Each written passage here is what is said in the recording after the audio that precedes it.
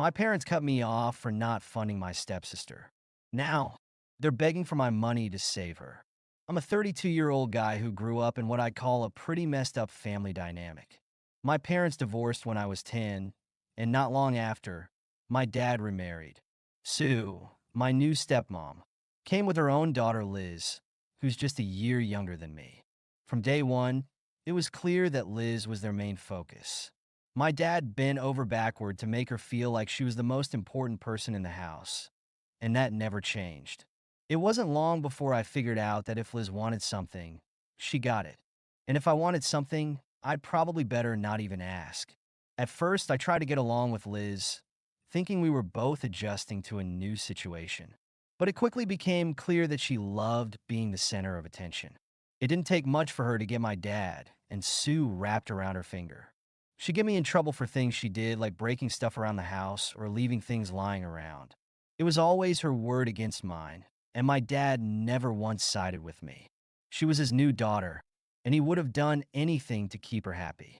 By the time I was a teenager, it was obvious I was on my own. My dad and Sue didn't just play favorites. They were practically raising Liz to believe the world revolved around her. They constantly reminded me that Liz deserved more, that she needed things because she was struggling to adjust, which was just code for whatever Liz wants, she gets. I tried to let it slide and just focused on school, knowing that someday I'd leave that house behind. But things kept getting worse. When I was a senior in college, I was busting my ass to land an internship at a top company, and I'd finally gotten an interview.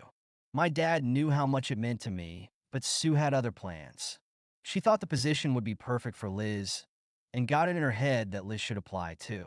I wasn't too worried because Liz didn't even have the qualifications. But somehow, Sue pulled some strings through a family friend, and Liz got the job. Just like that, they handed her the opportunity I'd been working for, and she had no shame about taking it. That was probably one of the first times I felt real resentment towards my dad. I realized he didn't care about my future or my goals. All he cared about was making sure Liz was on top, no matter who he had to step on to get her there. After that, I stopped telling them anything important about my life. When I finally graduated and landed a good job, my dad and Sue were all smiles. Suddenly, they thought I should start giving back to the family. They told me I should contribute to a family fund that would help cover household expenses. I had student loans and was barely getting by, but I agreed out of guilt, thinking maybe it'd go towards bills or something important. It didn't take long to find out that my so-called contributions were mostly being funneled to cover Liz's rent, her car, and even a trip she took with her friends. When I confronted them, they acted like I was being selfish, saying that Liz was struggling and that family supports each other. I told them I'd only keep contributing if I had proof of where the money went, and they immediately got defensive. That was the end of the family fund. Then I met Gracie. She was nothing like my family. She was down to earth, kind, and didn't care about material things.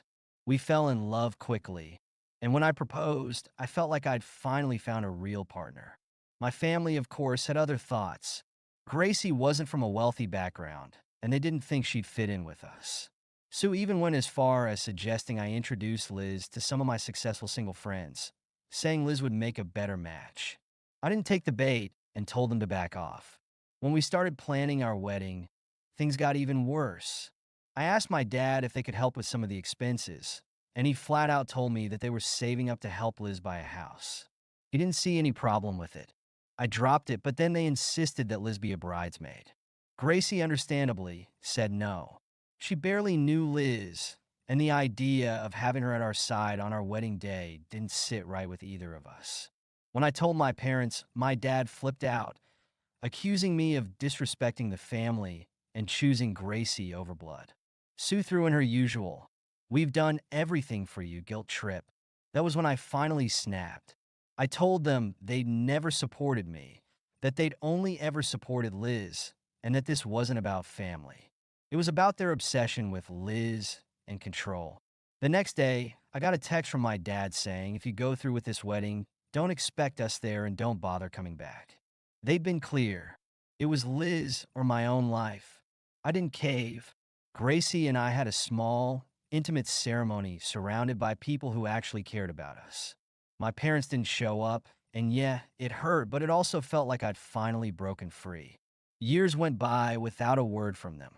Gracie and I built our life together. We bought a modest home, started a small business, and eventually welcomed our daughter, Emma. We were happy, and I'd managed to push most of the resentment behind me. Life was calm, and for once mine. Then about 6 months ago, I got a string of texts from my dad. He kept it casual at first, asking about Emma and making small talk. I ignored him, but then the messages started getting desperate. Turns out, Liz had been caught embezzling a ton of money from her job.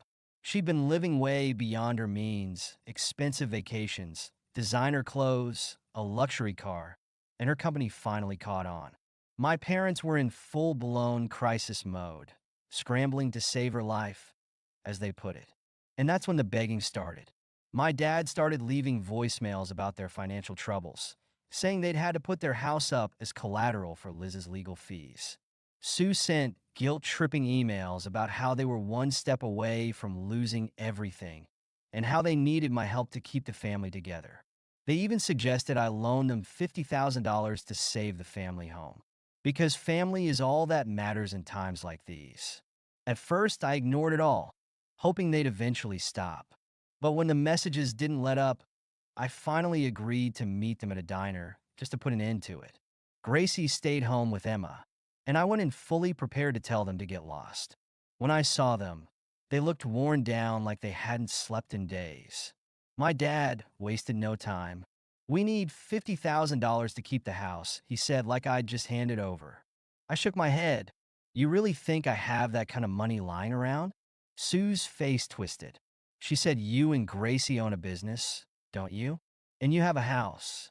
You can afford it." So I reminded them of all the times they'd thrown me under the bus for Liz. All the sacrifices I'd made on my own. All the times they made it clear she came first. I reminded them how they'd bailed on my wedding. All because Gracie wasn't good enough for them. I told them I wasn't their backup plan now that their golden child had messed up.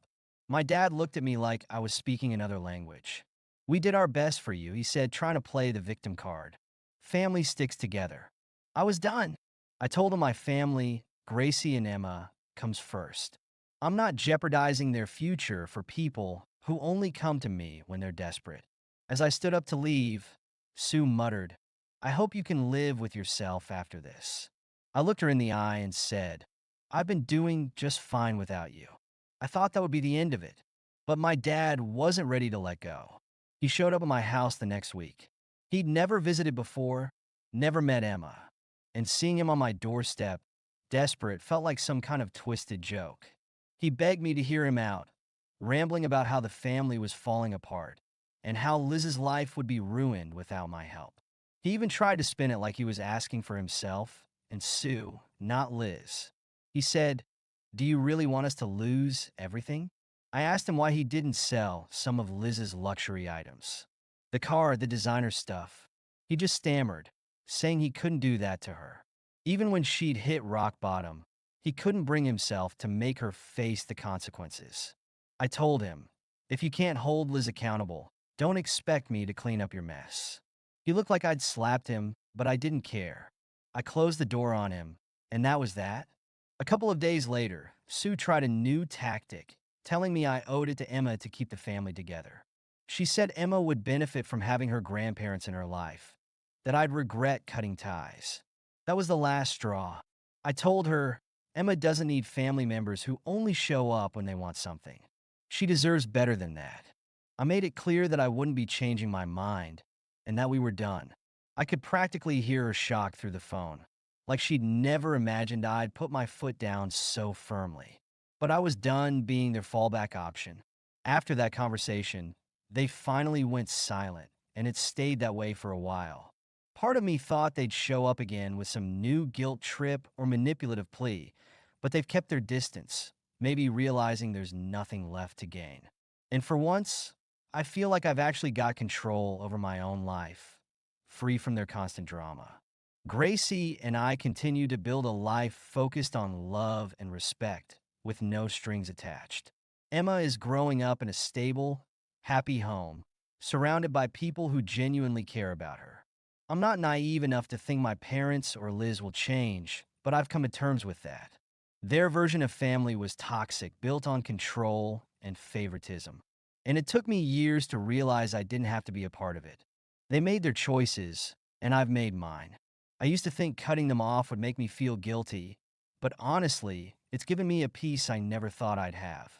For once, I'm living my life for me and the people who actually matter.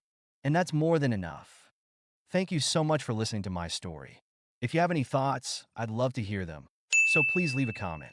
Don't forget to like and subscribe if you want more stories like this one.